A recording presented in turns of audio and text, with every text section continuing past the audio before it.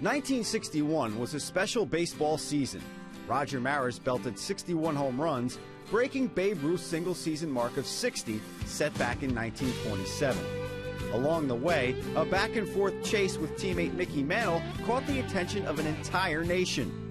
50 years later, the M&M boys might not be around to celebrate the memories of that historic season, but we recently caught up with some of Maris's children, Randy, Richard, Kevin, and daughter Susan in Gainesville, Florida, to discuss the season that will forever immortalize their father. Talk about your dad in high school first. When he was in high school at Shanley, they played Devil's Lake.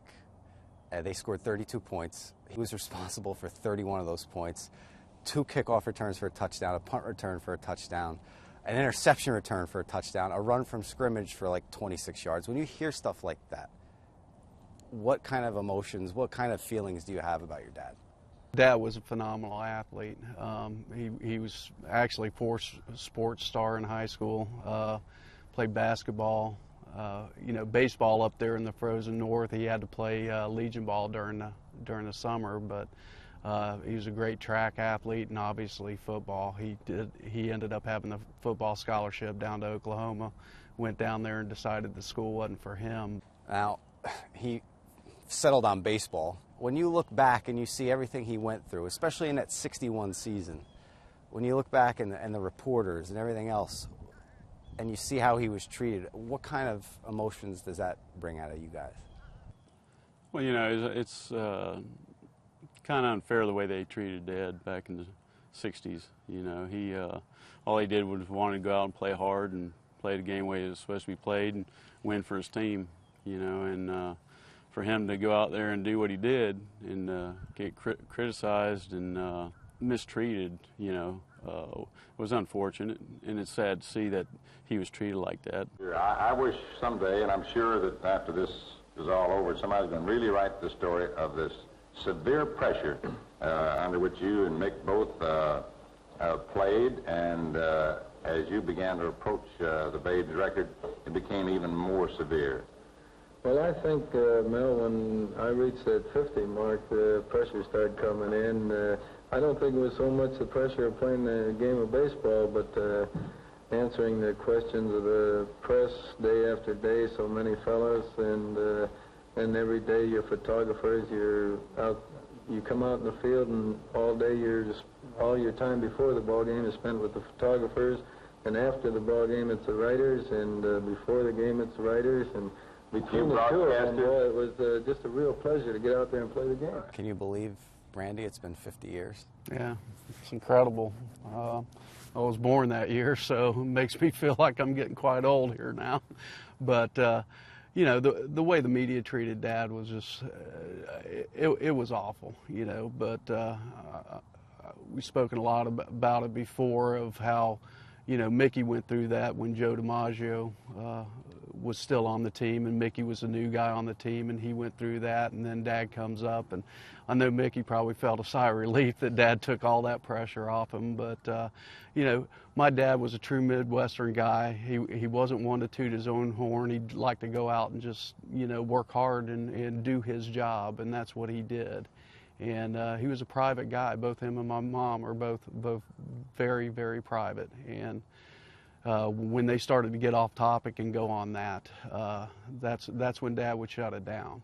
It's a shame that Bob Fischel, who was a public relations guy for the Yankees at the time, didn't foresee what was happening, especially in New York, with Babe Ruth holding the record there of course, the baseball icon of all times. It's just a shame that he wouldn't have had the foresight to do press conferences like they did with McGwire and Sosa and everything else. And it would have taken a lot of that pressure off on Dad, and I think he would have had a lot more fun during the season had that happened. But as it was, we all know the story of his hair falling out, and it was a stressful period for Dad. And to look back at what he did through the pressure that he went through, it just shows what a clutch performer that he actually was. Well, a couple of things you read about what the press said, a couple of their comments, you just kind of have to scratch your head. One of them, it was the 13th anniversary of Babe Ruth's death, and his widow Claire was at the game, and your dad hit 2 home runs that day in 1961. And in the paper the next day, somebody wrote, "He's trying to break an old widow's heart."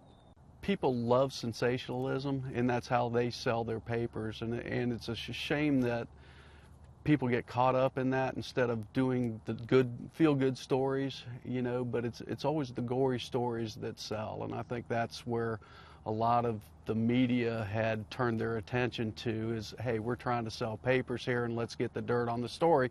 It's like the whole thing about Dad and Mickey being enemies that season. I mean, it was just fictitious, but they've got to sell their papers, and they went to no ends to do it. It just seemed to be the perfect storm. They changed the season from 154 games to 162 games from 1960 to 1961.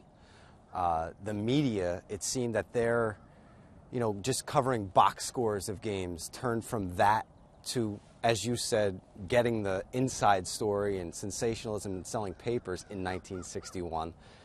And your dad just happened to start hitting home runs at a record pace in the same year, and everything comes together at the same time. It's just an unbelievable way that everything just hit.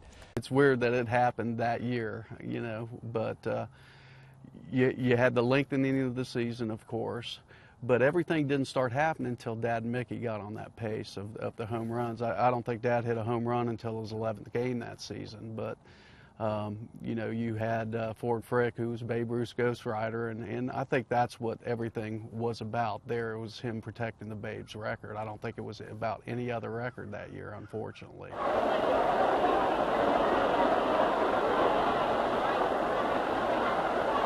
There it is, a long drive to deep right field, and the ball is gone. Number 52.